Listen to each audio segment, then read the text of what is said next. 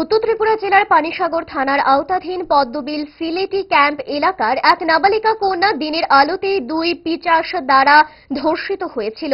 গত দুদিন আগে এই হাড়হিম রোমহর্ষক ঘটনাটি ঘটেছে।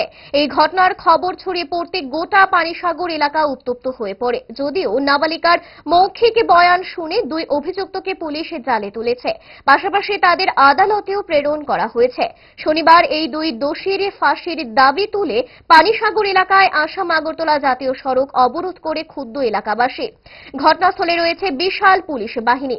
অবরোধকারীরা কি বলছে তা শুনুন। পানিসাগরে বিগত পরশুদিন যে ঘটনা ঘটেছিল আমরা শুনতে পেরেছি। দুইজন যুবক এই নাবালিকাকে রাস্তা থেকে তুলে নিয়ে এসে রাস্তায় দর্শন করলো, কিন্তু আমরা এইভাবে অনেক বছর আমরা দেখেছি এই শাস্তি কোনোভাবে হয় না। এই দোষীদের আমরা ফাঁসি চাই। যদি এই সমস্ত দোষীদের যদি ফাঁসি হতো, ফাঁসি কিন্তু এই সমস্ত দোষীরা হুঁশিয়ার থাকতেন আমাদের মা বোনদের।